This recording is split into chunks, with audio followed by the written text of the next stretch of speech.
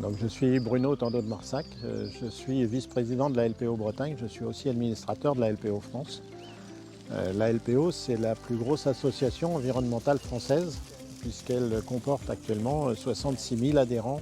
Et dans le réseau LPO, qui est constitué de 19 associations et de la LPO France, il y a actuellement 650 salariés.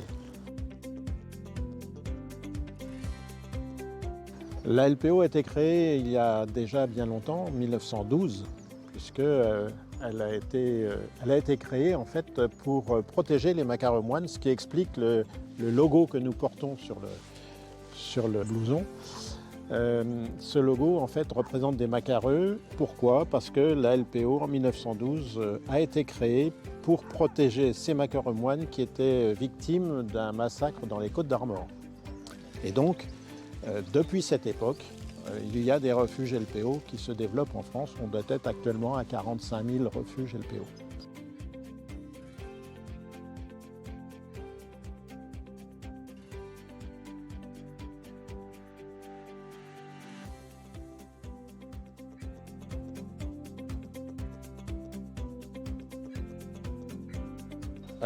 Sur ce site, le stand mangeoire a été mis en place par sa facilité avec donc les mangeoires, car les mangeoires attirent les oiseaux, donc c'est beaucoup plus facile de les observer donc à la longue vue et de les présenter aux passants, avec quelques affiches qui sont mises en place pour aider à l'identification des oiseaux.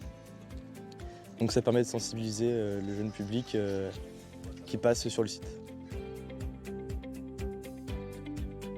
Alors le site de Toinette qui a été choisi par le groupe jeune car le site est assez sympa, étant donné qu'il y a de la forêt sur les alentours et une présence d'un étang, avec des mouettes goélands qui peuvent être présentés également.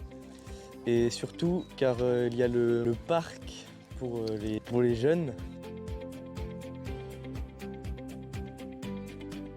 Alors on va arrêter de nourrir les oiseaux du jardin à partir de mars, progressivement, pour pas les brutaliser entre guillemets. On va arrêter de les nourrir pour éviter de les rendre indépendants, parce que c'est pas du tout ce qu'on veut. On veut les aider pendant la période hivernale, mais pas les rendre indépendants à notre nourriture et pas les apprivoiser. Concernant les graines à donner, on va prioriser les graines de tournesol par exemple, plutôt que les mélanges, car les mélanges, les oiseaux ont tendance à trier les graines et ça fait du gâchis, plutôt que des graines de tournesol où on est sûr que toutes les graines seront mangées. Concernant les boules de graisse, c'est très bien d'en mettre, mais il est fortement préconisé d'enlever le filet qu'il y a autour. Une fois que la boule de graisse est mangée, le filet reste et les oiseaux ont tendance à se prendre les pattes dedans et ça peut avoir des issues fatales.